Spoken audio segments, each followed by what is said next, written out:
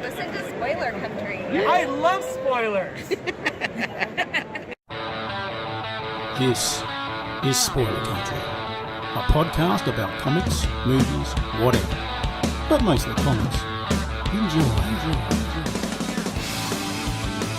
Previously on Spoiler Country. There's stuff in the page you'll never see again once it's in that case, once it's graded.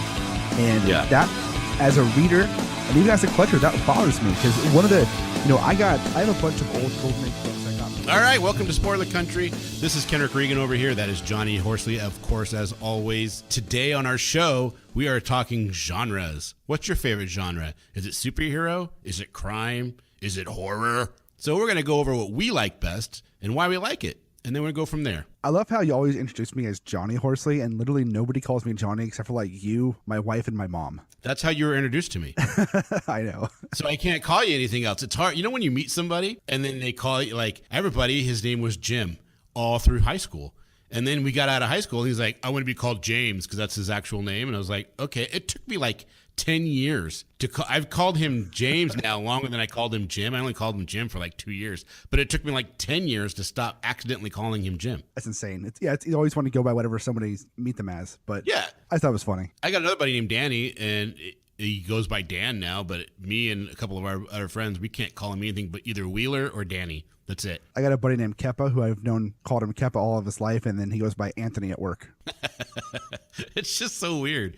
But yeah, I always introduce you as Johnny Horsley. That's fine. I don't care. I don't care. It's fine. Would you Jay or John or no, whatever. What would you prefer though? It's just call me DJ Nizzle, yo. DJ Nizzle, Squad What's fam. Up? What's up, crickety crockety Kenric? Okay, wickety wag. Okay, but no, seriously, we are going to talk about genres today.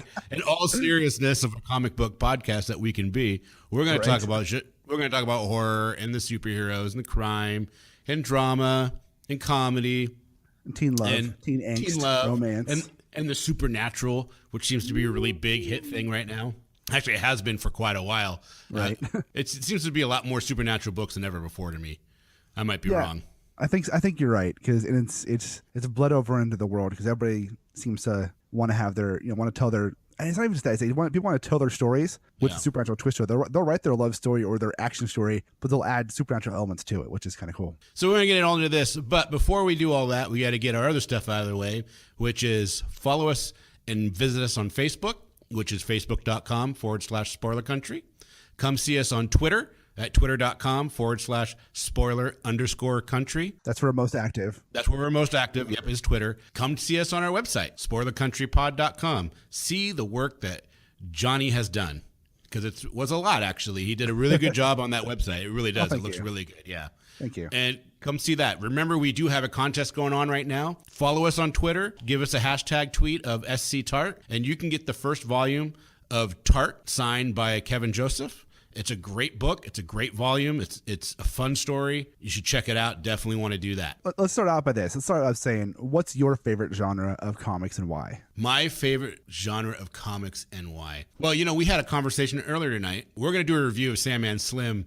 That's an actual novel later this week, possibly tomorrow, possibly this weekend. And that actually melds the two genres I like the most, which is gumshoe, like the old Humphrey Bogart movies. Like Dick Tracy? Yeah. No, not Dick Tracy. No, Dick Tracy's not gumshoe. Dick Tracy is crazy, weird, weird villains. And I mean, it's cool because his villain row is really very iconic. You know what I mean? His Rogues Gallery is very iconic. But I was never really a Dick Tracy fan. It is kind of gumshoe. It's gumshoe-esque in the fact that it's comedic comic book gumshoe, but it's not what you're thinking, though. No. I'm thinking the Maltese Falcon. I'm thinking, I like Sam Spade. Just those old Humphrey Bogart Private Dick movies. And I use Dick because that's what they used back then. You know what I mean? Right. We'd say Private Eye, but they would say Private Dick. And I like that. And then I really like the supernatural. I love reading about demons and angels and vampires and werewolves and all that kind of fun stuff. I think because I had a really strict religious upbringing. Yeah. Honestly, I think that's probably why I like delving into that, because it's just fun to me. I don't take any of it seriously, but I like when they meld those two together. I think that's why Constantine is always a book that I'm constantly always collecting. So like Hellblazer and then Constantine and then back to Hellblazer and Are you constantly on the Constantine? I'm constantly on the Constantine. I even like the movie with Keanu Reeves, which seems sacrilegious to people who love Hellblazer, but I like it. I like it too for what it is. I mean, I enjoyed it. Yeah. I mean, it's an Americanized version of Constantine, but Very much so. Yeah, which I'm a real big fan of Keanu Reeves, to be honest. So Me too. Well, he's just a cool guy. If you ever read the stuff that he's gone through and what he's done and the charities that he does and the fact that he's just a real down-to-earth person, I just really like him. And so when he does a movie, I always give it a chance. Doesn't matter what it is, I'm going to watch it. Right. And I enjoyed it. But when Constantine first came out, I knew Hellblazer, but I didn't know Hellblazer. You know what I mean? I didn't really understand the character. I've read maybe 2 or 3 comic books at that time of Constantine and Hellblazer. Oh, that's it. Yeah. So when the movie came out, I didn't have anything to go on. I didn't have a backlog of stories.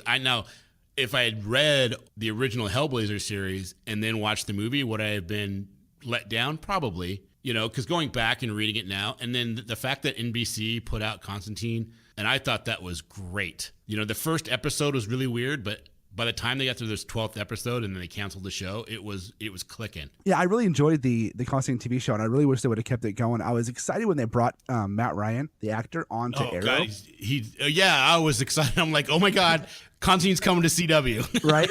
But that was 2 seasons ago. Bring him back. Yeah. He's so good. Yeah. He's been on there a couple times, right? I don't know. I'm not caught up. Yeah, it's not just one episode. I think he's been on there 2 or 3 times. We also voiced him in the Justice League Dark cartoon as well. Yeah. He is. I mean, for all intents and purposes, if they're going to do a live action, they really have to use him.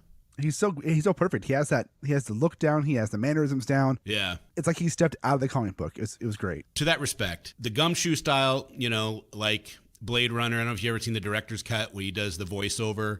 Yeah. I really like that kind of concept in the movies. And then melding in like a private detective that's investigating supernatural occurrences and has to fight supernatural things. I've always really dug that. And so I think that's my favorite genre, is that kind of stuff. Yeah, I enjoy that. I enjoy detective stories that have that are a mystery. You have to solve something. It's a puzzle or a riddle or something that has to be solved. That's why I liked a lot of the old detective comics, because it was a mystery and a puzzle being solved by Batman. Oh, okay, yeah. I love those puzzles that come into them. I'm actually not a huge superhero fan in comics. I like superhero comics, but they've never been my number one ever. Really? Because they're so repetitive. They're it's always the same thing over and over again in most cases. But when I was first starting out reading comic books, especially when I was 10, 12, somewhere around there. Yeah. I mean, I started before that, but when I really started understanding the stories I was reading, it was the superhero ones that I really enjoyed. I guess what I meant was when I got older and started actually reading more stuff is that. But yeah, when I first started, it was all Wolverine and Superman and Batman. That's what I read, and that's all I had. Yeah, mine's all Spider-Man and X-Men. Yeah, and Batman. But for me, I want to say so I like sci-fi and fantasy stories. Yeah. But I don't like fantasy stories that are overly fantasy. That are no J.R.R. Tolkien. Is that what you're saying? Well, I like J.R.R. Tolkien. I do like the books and stuff, but when it comes to what I want to read new, I don't want to read something that's going to have 10,000 pages of backstory I have to understand and know 5 languages to get into. I want to read something that I can get into, and it's not going to take all of my time up. And that's why I like some sci-fi stuff, because it's a lot of like Copperhead. You can get into, because Copperhead's a sci-fi western. Yeah. You can get into that off the first issue, and as you read it, you learn it. I feel like some fantasy books I've read, and it may be because they're just not set up right, because I've read a lot of more independent ones. Like ElfQuest? I actually haven't read ElfQuest. Yeah, you know what? I've never read ElfQuest either. I know the book. I mean, I don't know the characters. I know of the book. I've seen the book a million times. Yeah, me too. Never read it. I know it's got a huge cult following. See, my thing is I'm okay if a story starts and as it builds, you build all this backstory that then is important down the road. Yeah. But some of the ones I've read of fantasy have been coming to the first issue, and then there's you see this extra book to learn more about these things in the first 2 issues. Well, no, you should be telling us this story and earning this lore to your fans not off the bat. They should earn it as they go. I think ElfQuest does that, because ElfQuest had a long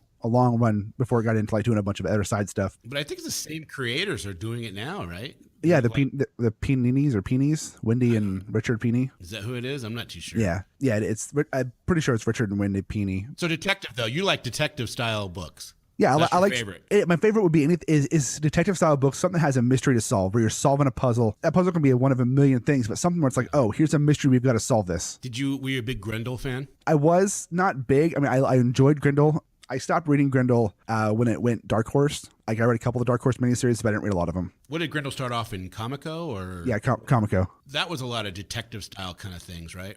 Yeah, it was good too. The comical stuff's really good. Is it? I had maybe one or two issues of Grendel, and that was it. Comical stuff was good. Some of the Dark Horse stuff was good too. I just by that point when those were coming out, I was on to other things, Yeah. Comic books are for me can be very cyclical, where I can come back around to it. Like Batman and probably Constantine are the two that I tend to always come back to. I tried getting back into Spider-Man back in 2014, and then again in 2016. I just couldn't do it. It's just the writing is so different, and it's just they're really targeting that preteen. Yeah, it's just hard, man. It's not the same. Like when I felt like the ones in the 80s that I read growing up on were much more mature, and the themes were more mature, and they didn't have to be mature. They didn't have to be, mature in sexual innuendos or situations. It's just like they just dealt with real adult problems. Well, Marvel as a whole, as of the last 20 years, has dealt more with rebranding and mass appeal to mass audiences, which means mass appealing, to younger audiences. That's what they've put themselves on the last 20 years. Yeah, well, that was an interesting article you sent me today. What was it? It was basically that November of this year will be the first time since 1999 Marvel has not put out an issue with the number one. That's insane. Well, it's bad, but it can be good too, because that could mean there's a lot of redoing of books that we know of, we know this, right? They have reintroduced number ones over and over and over again, but that can also mean that they've put out new content with new creators and new books of characters or storylines that we've never had before, and that they might have just they're quick to dispel them because they didn't sell right away, but at least they're trying. I would say it's more of the former than the latter. I'm just trying to put a positive spin on it, man. I know. I mean, it's good for Marvel to do this and to move forward and just go back to pick a numbering and stay with it and not be. I just hope they stick with. Like I said, we said in the episode, I just hope they stay with it because I have this bad feeling that in 2 years they're gonna go, oh well, let's go back to new number ones again. Who cares? Because they did that shit before. I worry with that with DC now too. They're going through this rebirth, and then they're doing Metal, and then so what happens? We're getting into the second year of rebirth. We're closing in on the third year of rebirth come 2018 because 2016, 2017, 2018, that'll be 3 years. How long did New 52 last? 5 years?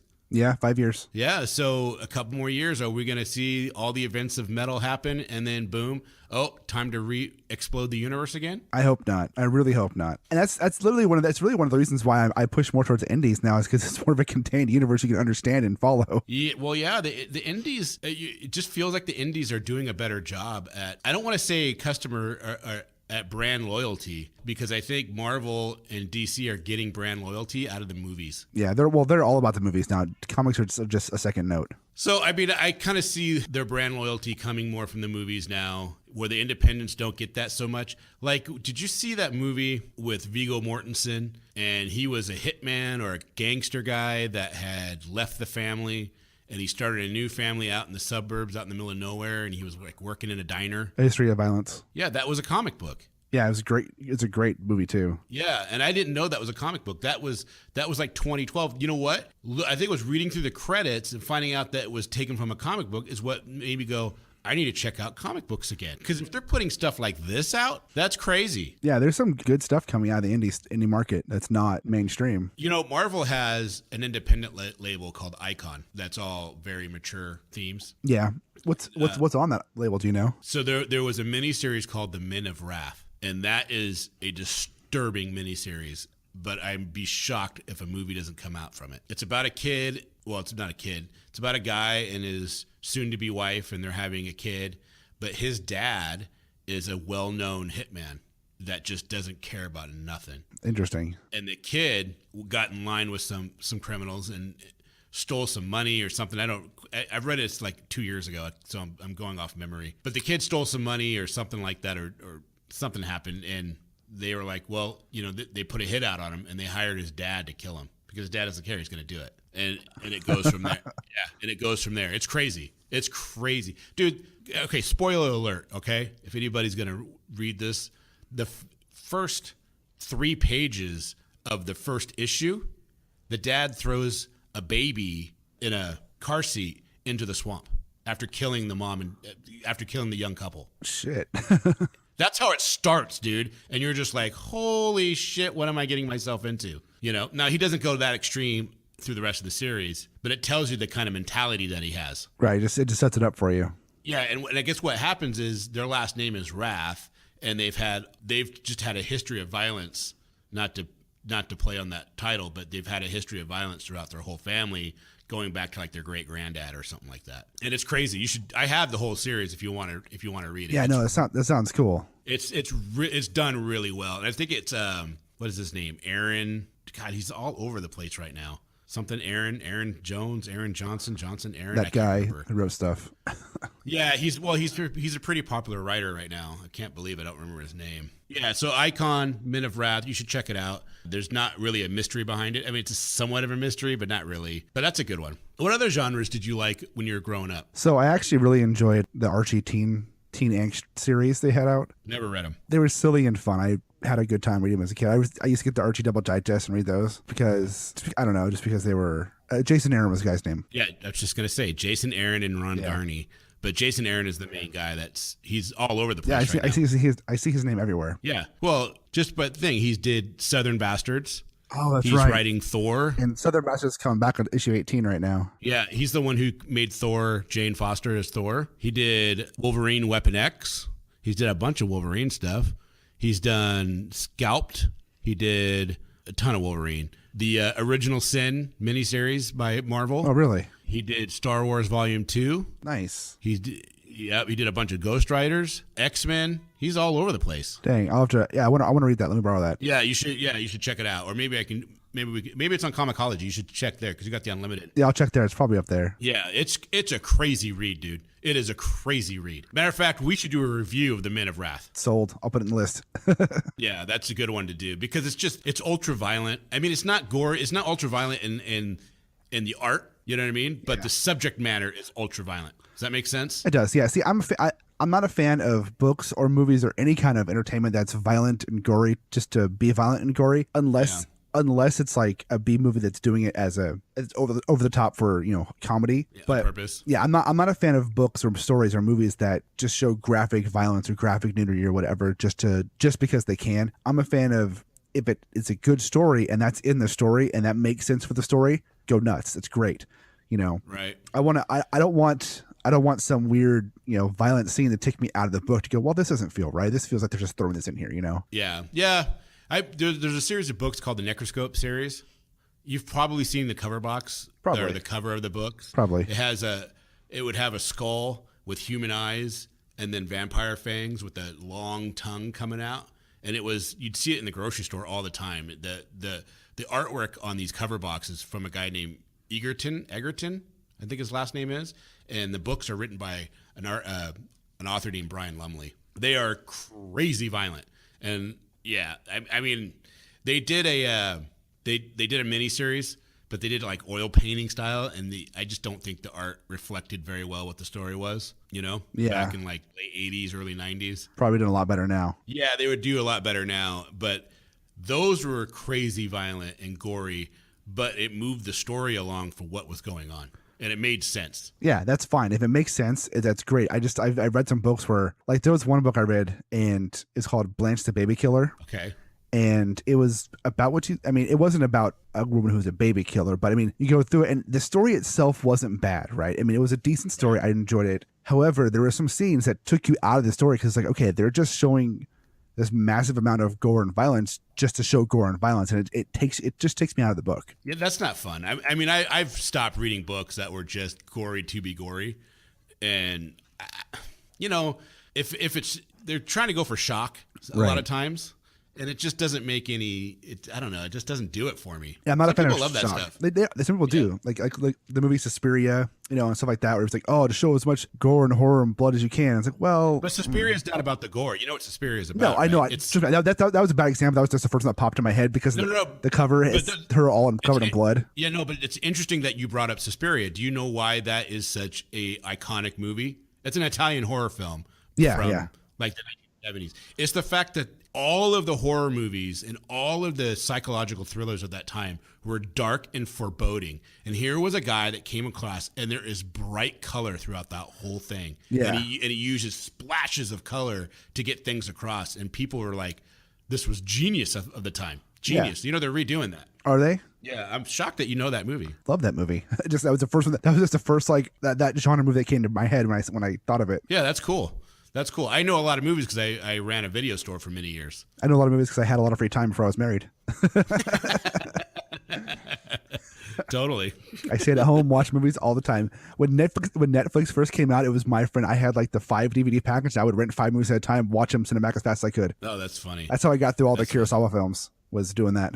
Kurosawa. Yeah, he's got some cool ones. Yeah, we got to his ones towards his later life, like Dreams and stuff, and I was like, these are so boring. His early ones are amazing. Yeah, well, and the special effects that he employed were ahead of their time. Oh, yeah, they were. Yeah, it's like you almost think, did he really just kill that guy?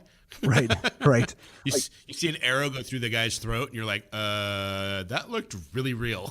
Right. There was one movie that he did that was about basically a guy who is a dentist or an accountant, and he got cancer, and he had a cat, and it was all about him like dying, like his life of his last like month or whatever, and it was very sad and very depressing, but it was incredibly good. I can't remember what it was called though. So that's an interesting segue actually. When you talk about genres, do you say martial arts or kung fu?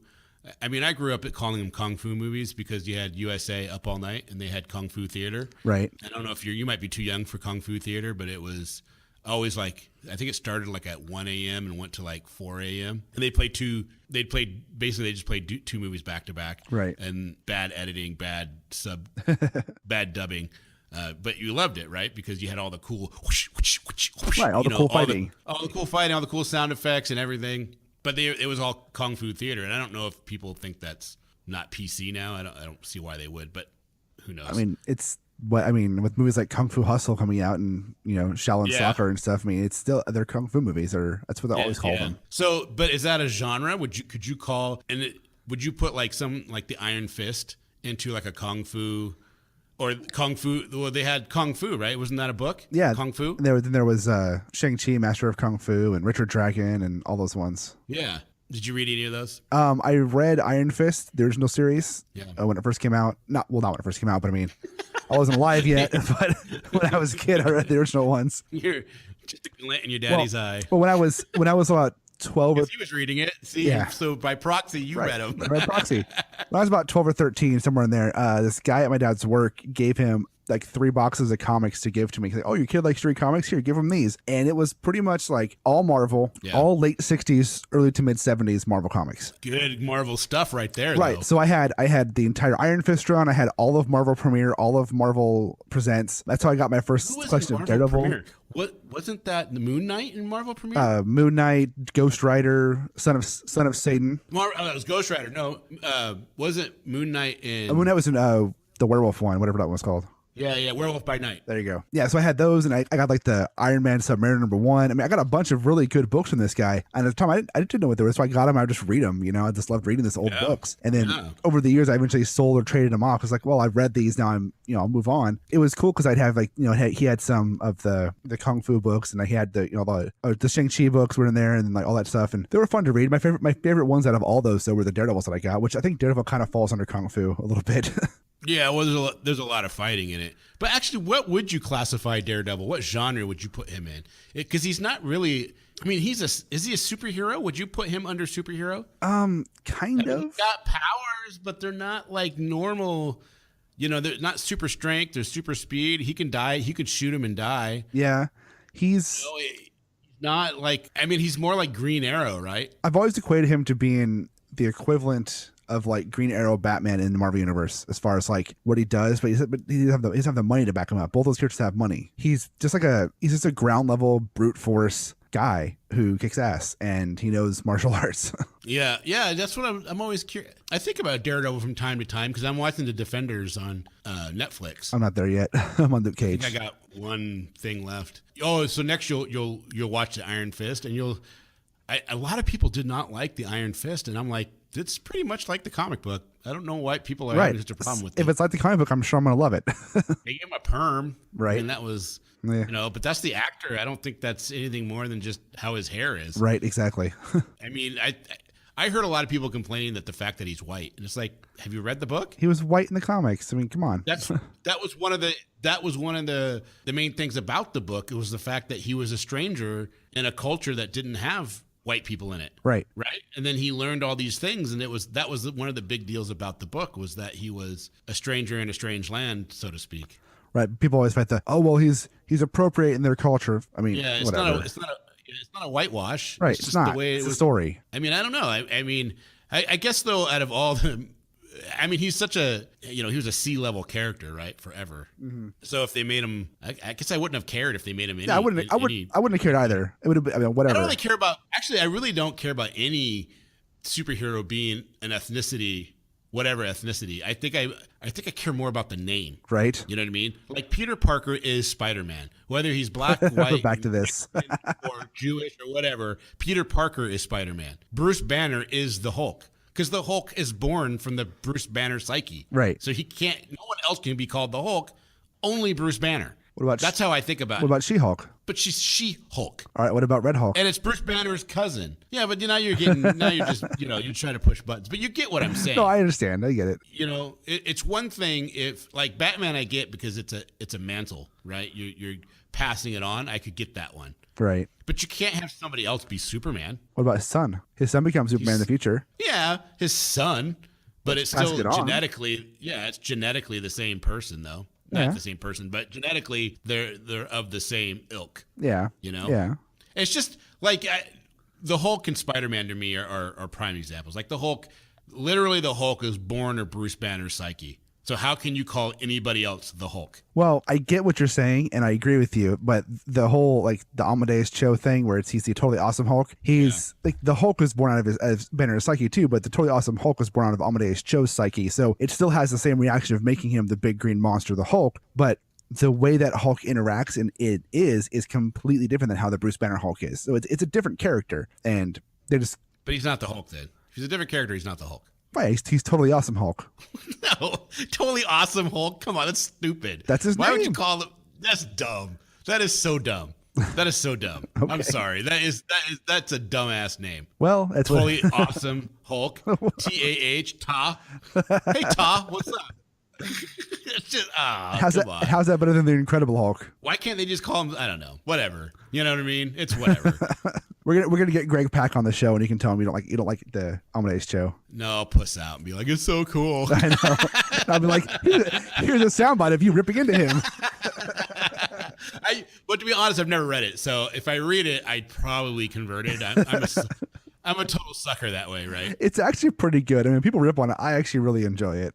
You enjoyed it? I do. Is it still going on? It is. Well, it's. I think it's about to end because they're doing Marvel Legacy and they're going to bring back Bruce Banner or some shit. But yeah. I actually enjoyed it. So Hulk is hard because when I was a kid, man, I loved the Hulk. I watched the Incredible Hulk on TV. I watched them when they were brand new.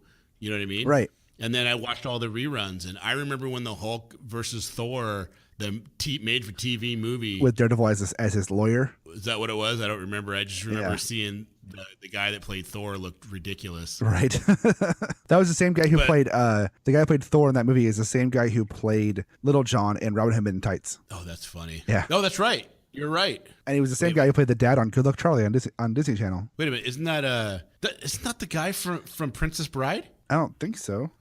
You said what? No, what did you say? You said the guy that played Little John, not Robin. The guy from Robin Hood was the guy Princess Bride. The guy who played Little John in Robin Hood Men in Tights is the guy who played Thor. Oh, Little John, yeah, not Robin Hood.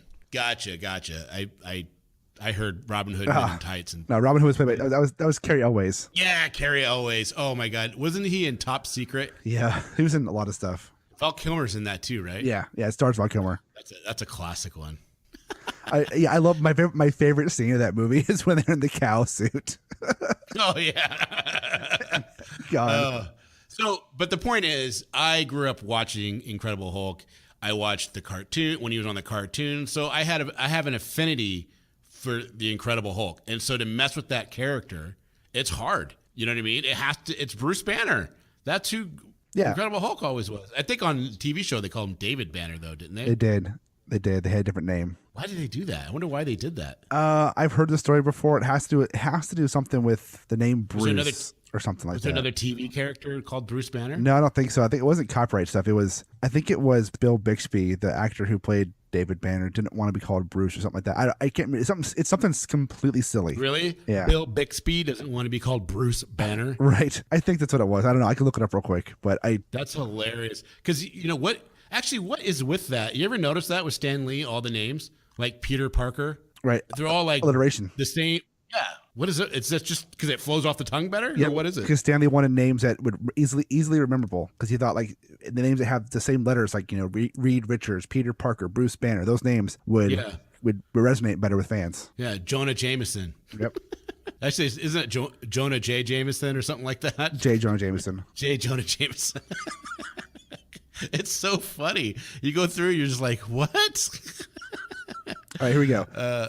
Johnson changed the name. I'm Johnson's the co-owner, I guess, of the show. Changed the name of the Hulk's comic book alter ego, Dr. Bruce Banner, to Dr. David Banner in the TV series. However, Stan Lee and executive Marvel Comics at the time said that the Hulk's color, not tell me that why, just saying that he did. Why did he do it though? All right, they go into the color. What, they wanted to use a different color besides green? Yeah, and then Stan Lee said no, I guess. But let me see. I'm trying to get to where it actually says why they changed it. Well, if they used gray, then I wouldn't. You couldn't really argue too much. But if they made him blue, they'd be like, what? Why is he blue? Yeah, that would be weird. That's a weird case of blue balls right there. Technically, his name was David Bruce Banner, and they dropped the Bruce because at the time in the 70s, Bruce was a homosexual name. But that's a homosexual. You don't want to get angry. Right. And then another person says it's because they didn't like the alliteration on TV. It was too comic booky and didn't seem realistic, so they changed it to David because Bruce Banner was too comic book kid style. So it's either the gay thing or it's because they didn't like the way it sounded. Oh my God. It's from a comic book. Get out of here. Yeah. Bruce was considered too camp or effeminate of a name at the time in the 70s. Whatever. I've never heard that before. Well, G'day Bruce. There's always a thing with Bruce is like a gay name in Australia or something like that, but I mean, who cares? Get over it. Who cares? Yeah, it's a name. It's a freaking name. Who cares? And who cares if you're gay anyways? Who gives a shit? Do what you want to do. Have fun. Hey, I knew a guy named Kelly. You wouldn't call him gay, so whatever. Well, there's a song called "A Boy Named Sue," and everyone knows how that ends. Right. Yeah, that's interesting. But anyways, that's why I have a hard time with like changing the Hulk. You're old. Right? We get it. I get it. You're just old. You like the old stuff. We know. You don't like change. It's hard for old people to accept change. We get it. You don't have to go all freaking personal attacking. Jesus. Personal attacking. I'm just stating the facts, old man. Sheesh. No, that's not stating facts because you're like right behind me. You're old as fuck. 8 years behind you. 8 years. Yeah, closer to 40 than you are 30, buddy. I was born in a different decade than you. By like 6 years or whatever, 7 years or 8 years, whatever. I don't really care. But the point is, though, dude, it's just weird because it was way before my time. You know? Yeah. Same with Peter Parker as Spider-Man. I'm sure, what's his name? Ultimate Spider-Man guy? Miles Morales. Yeah, I'm sure he's great. And I know a lot of people love it. You know what I mean? I don't hear anybody say anything bad about it. But it's like I have a hard time thinking of him as Spider-Man. I know. Peter Parker is Spider-Man. And I agree. And I 100% agree with you on Peter Parker and stuff. But if you read how it happens, then it would make a whole lot more sense. I know. You told me that too. Like, I wouldn't care, but I think my problem is I feel like Marvel is making changes to people they did. simply to make changes. They're making changes to people to have more diversity on their named characters when all they should be doing is making new characters that are diverse. Yeah, exactly. Which is what everybody says. No, stop taking your classic characters and changing them to be what people want to, what people are saying. Make new characters that are this by creators who are diverse. Don't just take Iron Man and make him a 15-year-old black girl. Have Iron Man be Iron Man and then have a 15-year-old black girl be somebody else. Right. But you know what? We've had this whole conversation before with diversity and everything. We'll have it again too, I'm sure. Yeah, right. So, but superheroes, well, no, actually that whole diatribe came from me asking, can you consider Kung Fu a genre? Well, I mean, it all fits. It all fits, man. Does it? It's going to. That's funny. Can you though? Can you think as Kung Fu as its own thing, or do you throw Kung Fu books into superhero books? I would say it depends. What considers superhero is somebody, not necessarily somebody who has power, but somebody who has wherewithal and abilities above the norm. And I would almost say for to be a superhero book, they'd have to be costume in some way. You have to have an alter ego and a costume in some way to be a superhero.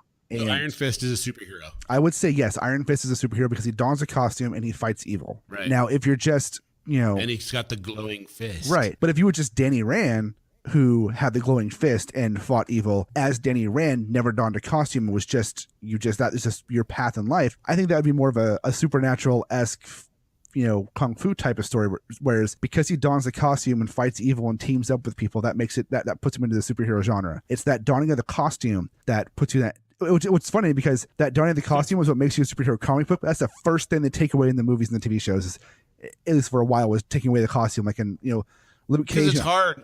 It's if hard. You introduce the costume right away, if it doesn't look like amazing on screen, then you can't. You have to slowly introduce it. Right. Like, I could not watch Daredevil and take it seriously if they had the Daredevil TV show right into that costume. Oh, I know. I would have been like, that's just too much. Right. Because the way he did it at the beginning was so good. Oh, it was perfect. It was awesome. It's like Captain America. Yeah. I didn't like that whole thing I liked it better when he went into battle the first time and he didn't wear that whole getup. He was just wearing fatigues. Right. But it made. He had the shield. Yeah. He had that shield, but everything else was normal, and that got you used to him as this fighting character. And then when they brought it in, you're much more able to suspend your disbelief. Yeah, I agree. And then I think also too in that movie they did a good job of, like I said, building it, where they had in the first battle he's just in fatigues, the shield. Then they had there was reasons why he donned the costume, not just I'm just gonna make my own costume. That was like the stupid thing about Spider-Man is, I'm a 16-year-old kid, I'm gonna make my own costume that's super advanced. Really?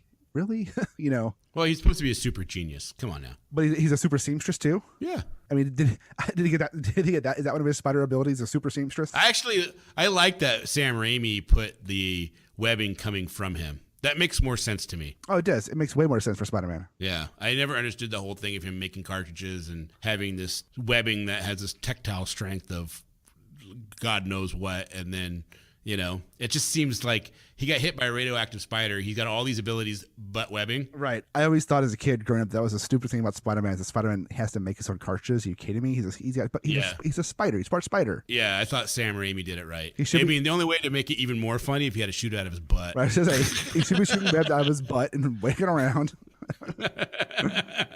But seriously, I like that aspect of the Raimi trilogy. It's just, it makes so much more sense. Yeah, I agree. And I like the. Did you see Homecoming yet?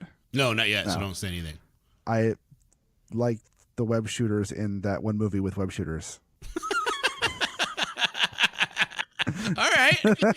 No, they did a good job in that movie. But I heard that's amazing. I want to go see it. I just haven't had the time. Lame. I know. Well, I'm just now watching Luke Cage, and it's been out for how long now? 2 years. Which I think it's really good. I mean, they did a really good job on it. People dogged on it. The worst thing I heard is like, "Oh, it's too black. It's too black." I'm like, "It's what? No, it's great." I don't know. I didn't think about it. I don't know. I don't see color. No, that's not what I'm saying. It's not.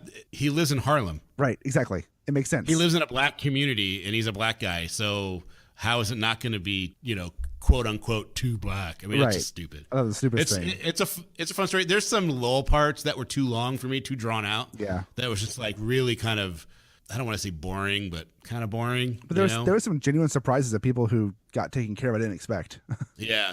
But the guy, man, that plays Power Man is awesome. Oh man, yeah. He's perfect. Mike for that Coulter, role. or whatever his name is, yeah. And I'm watching The Defenders, and it's great. It's a lot of fun. I'm sure. It's a lot of fun. I can't wait to get through Luke Cage and Iron Fist to get to Defenders, because I want to see it. Iron Fist, dude. You can watch like a few. Like if you watch like the first two and the last two, you're pretty good. I mean, it's cool. It's fun, but I was never a big Iron Fist fan. So I never read the comic book. So watching the TV show, I knew he was a white guy that did kung fu. Right. And I thought they had the moniker the greatest kung fu fighter ever, or the greatest martial artist alive, or something like that at one point on the books. Oh, I'm sure they have. I don't remember. Anyways, so started watching it, and I liked it. I was like, this is cool. I really didn't get all the, like Kevin Smith and Mark Bernardin, they're two fat men on Batman. Yeah. They railed it. They hated it. Yeah, a lot of people did. Yeah, he railed it. I was like, you were watching a different show than me. I didn't feel that way at all. I thought it was fine for what it is. I mean, is it the best Netflix show to come out? No, it's probably the weakest. I still think Jessica Jones is the best one they've done. Oh, I love that show. It was great, you know. That's what I was gonna say. Is But- I mostly want to get to Defenders so I can watch more Jessica Jones. Yeah, but it fits into the whole pantomime. Yeah. I thought it was good. It was fun to watch. It was exactly what I expected out of it. Yeah. So I honestly, I just think people wanted him to be not white. I know. They would just and I hate saying that because I don't know, man. Because personally, I wouldn't have cared if they made him. But I'm white, so what do I know? exactly. Nothing. Nothing. Yeah. I don't know. I can't. It's hard for me to empathize because I don't have the experiences that someone of a minority has. Right. Exactly. So I can't empathize. So their reasoning and their thinking can sometimes be lost on me, and that's sad in some ways. But it's indicative to how I was raised and where I was raised. Yeah. But I wouldn't have cared if they came out and Danny Rand was Asian or Danny Rand was a black guy or Danny Rand was Mexican because I would have nothing to go on. I would have been like, well, all right. Well, even if he had something going, who cares? Just Yeah. Well, yeah, that's tell a the good thing. I story, don't think I would have cared. be a good actor, tell a good story, and I don't care what you are. Just do a good job. Yeah, exactly. Don't be a dick. Right. In the words of Johnny Horsley, don't be a dick. So I don't know, Iron Fist, dude. I didn't have a frame of reference of what to expect, so I really enjoyed it. So, but you're saying that to be a superhero, you have to don a costume. So Daredevil, by that definition, is a superhero. Yeah. I'd say that donning the costume, adopting a moniker of some kind, makes you that superhero. As now, there are superheroes that Not just a superpower. yeah, not just. I mean, no, because superpowers can be handled differently, right? Let's say like again, if you take Iron Fist, take him out of the costume, make his story be about he's this kung fu master who's able to tap into this chi to do to make his fist glow or make his fist as hard as metal, whatever how you want to describe it. And because there's a lot of stories where people have powers that aren't superheroes, Yeah. all throughout the 80s and 90s, nobody wanted to do superhero anything. So, but there was all these stories coming out where an alien would come down, or somebody would get powers from a meteorite or from some unknown source. They'd have these powers to change time or to float or to Greatest fly. American hero. Right, but The greatest American hero. well, that's a superhero thing because he wore a costume. But there were lots of them where they didn't have costumes. They would just be like a supernatural movie or a horror movie or a suspense thriller movie with this element to it, which don't fall into the superhero realm, but you could kind of push it in there if you wanted to, if you just did one more thing to make him have that costume. Because I think superheroes they're people who are extraordinary, who don a costume and put on this persona of greatness or whatever you want to call it. Yeah. So, but we could say that superheroes are a genre unto themselves. Yeah, they are, definitely. And then they will have a ton of subgenres. Like Constantine isn't a superhero, but he's in the superhero realm because of the people that he deals with. Yeah, exactly. Because Constantine, you could tell a Constantine story that's totally outside of superhero, doesn't have anything to do with superheroes, but you could definitely very much have him doing with Batman. Right, or Superman, Yeah, or and Wonder Woman, and they or do, anybody. and they do. Well, Justice League Dark. Exactly, which is great. Yeah. So that's interesting. So how many genres out there in the comic book realm do you think it have subgenres? I think all of them can have. You get what I'm saying? Yeah, I think all of them really have subgenres, and all of them can really cross over because you can have a superhero, horror, supernatural romance story. That's 4 genres put into one right there. You could have. Yeah. I mean, I really think a lot of these books can cross genres. Like Copperhead, it's a sci-fi western. I think the best stories you get really are when you take a genre and cross it with another genre to kind of bring things together. Because if we have things that are just strict one genre, yeah, they get boring. What do you think of these books like I Hate Fairyland that takes a whole genre of like Alice in Wonderland type thing and then turns it on its head? I think they had to be careful because you get to an area of those where they become flipping the genre around just to flip the genre around, and it loses the element of story, and it loses. Like Fables. Fables is different because Fables is beautiful, but that's what they're doing. They're taking a genre and flipping it on its right. head. I don't. You have to be careful with it. You have to be careful with how you do it. I think Fables does it really well. I think some other books have some learning to do. Some of the books try and be too funny or too grotesque or too something to just prove a point or whatever however you want to say it, and they just miss the mark. It ends up being, well, yeah, this is pretty to look at. Where's the beef for this? Where's the sustenance of the story? And it's not there.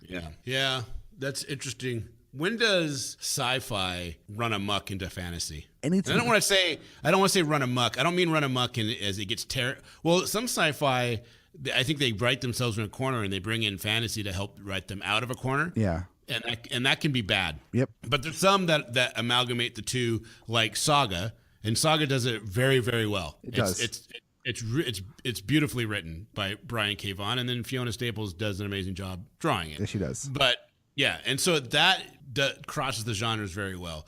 But you take something like Alien or Aliens, right? And Dark Horse did a really good job on the Aliens comics in the late 80s. Yeah. You know, and that is pure sci-fi.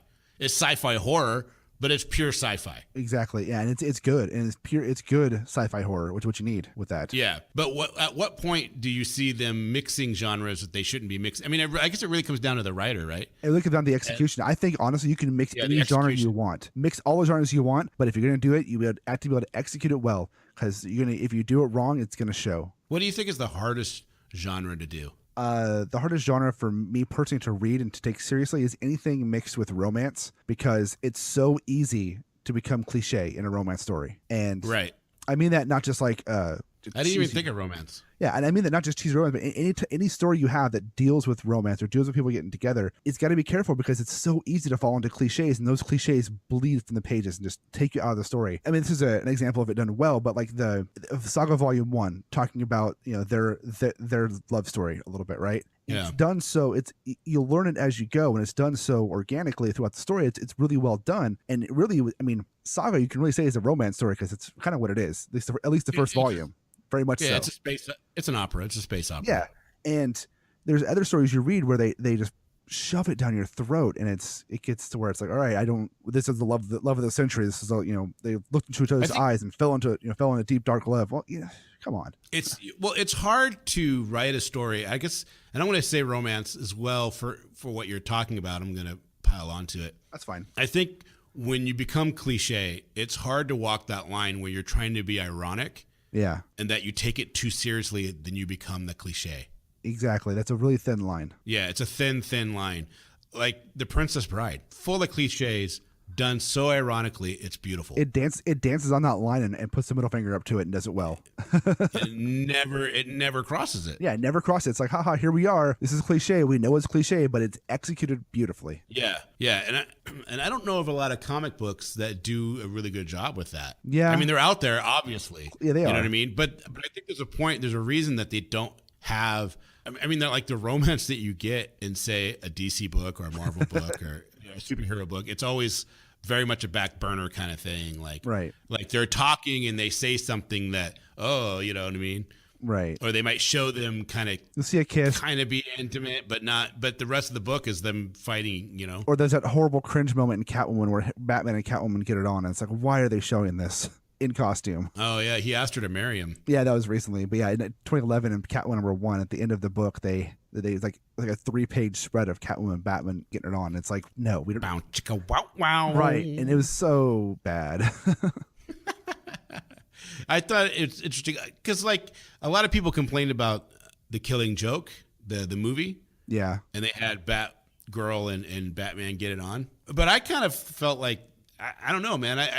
Because things naturally happen. I didn't like it. You didn't like it? No. Because to me, things naturally happen. And when you're together like that, night in and night out, and I want to just say this, and it's going to sound corny, but fighting crime, and your costume adventures like this that are highly athletic and highly doing all this stuff, and you've gone through and you've saved each other's lives multiple times, I can see that happening. So it didn't, I don't know. And it's not like they were like gratuitous about it. It was like 30 seconds, if that. Right. But it's like, so I know in the old Batman cartoon show, they had laid groundwork for a Batman and Batgirl romance. Same writers. Yeah. Same right, writers. A long time ago. But even given that, and here's my problem with it is, if this had been a Batman the Animated Series storyline that built into this and told stuff, okay. Yeah, you said this before. I get that, yeah. But this wasn't. This was The Killing Joke, and they tacked it on there.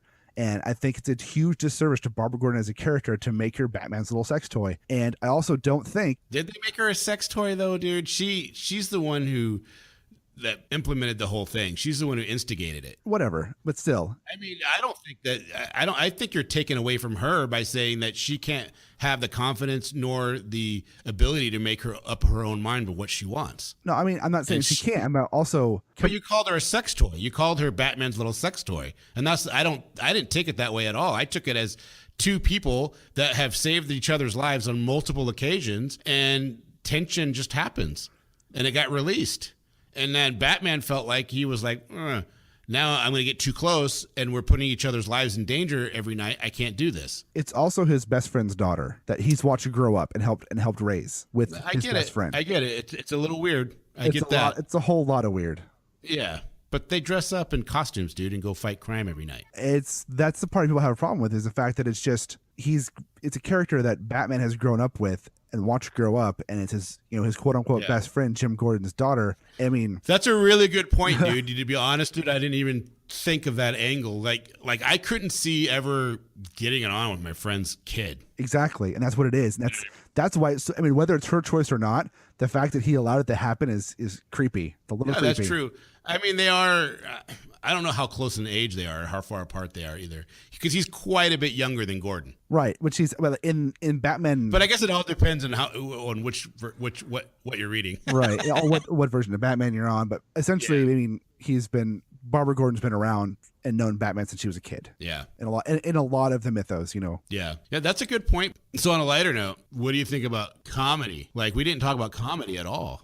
We didn't. And comedy is one of my favorite genres on most things. Like, I love comedy movies. I love comedy songs. Yeah, you tend to write more comedy on your older stuff. You're just now getting into more of a supernatural horror vibe with Ein's anthology. Yeah, I think comedy is more suited for short form comics, right? Short run. I think doing a long form comedy book is hard. And it's hard because while you're building that, you have to, you end up doing storytelling and going into other stuff. I think a good comedy book, a good solid book that has comedy in it is a book that is something else and has comedy as its secondary. Do you like it as a social commentary more than a book trying to be funny? Yeah, I don't really care for things that try to be funny. I like things that just are funny. Well, because you can always tell. When you look at like Anchorman let's go with movies for a second. Okay. You have moronic comedies like Anchorman and The Wedding Crashers, and they're trying to be funny, and they are really funny. Those are two of my favorite movies, some of my favorite movies of all time. Yeah, they're great. But I don't really like moronic comedy in a comic book. Like I know a lot of people like Deadpool. It's just not for me. When I read the books, I don't really get it. I mean, I read the Punisher versus Deadpool or Deadpool versus Punisher. Yeah. Last one they just did. And I just wanted to read the stuff about Punisher. Right. And I just kind of skimmed over what Deadpool was saying because it just didn't, most of the time it didn't make sense to what, I don't know, it wasn't like, the things he was saying didn't feel germane to the conversation in any way. Oh, and they're not. The stuff that Deadpool is very much, what he says and thinks and does is very much completely outside of the story and doesn't make sense. And that's, a lot of people like that for some reason. I'm not a huge fan of that. Like, I love the Deadpool movie. I think the Deadpool character, I think Deadpool as a character is cool. I think there are certain writers, like if you read Gail Simone's run on Deadpool, it's pretty good, pretty solid. There's certain writers who get it and do it well, and they tone back that moronic comedy, and they have the multiple voices and Who was doing that first? Who did Deadpool like that first? That would be it was in his first ongoing series, and I can't remember who the writer was, but it wasn't Fabian or Rob Liefeld who did that. It was a different writer. Yeah, well, he wasn't like that when they introduced him. He was just he was an idiot. He was a clone of Deathstroke. Is that what he is? Yeah, well, I mean, Deathstroke's from DC, but they literally made Deadpool Wade Wilson or Slade Wilson. Slade Wilson. Yeah. And they really made him he was a throwaway character who was supposed to be a parody of Deathstroke that ended up coming back and then. But it was I don't know what writer it was. One of the writers or one of the artists, or maybe it was the same person, started doing that whole breaking the fourth wall thing, and that's when he really took off. Exactly. Once he started becoming that meta character. Yeah. I like good comedy. I don't know of a good comedy book that I would suggest. Do you have a book that you would say, oh, you like comedy? Read this. No. Because I don't really read comic books. I don't. Yeah, isn't that interesting?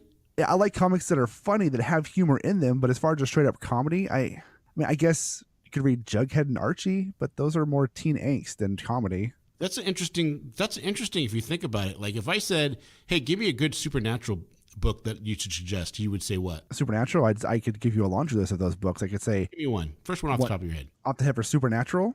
My first go-to for Supernatural is going to be Swamp Thing or Constantine, because I see those both being Supernatural. Yeah, so now give me a superhero book. Superhero book, I would say go with Batgirl, because the Gail Simone Batgirl one is amazing. Yeah, okay. So then give me a sci-fi book. Sci-fi? I mean, if you read the 90s Star Trek Deep Space Nine books, were actually pretty solid. Well, there you go. Give me a comedy book.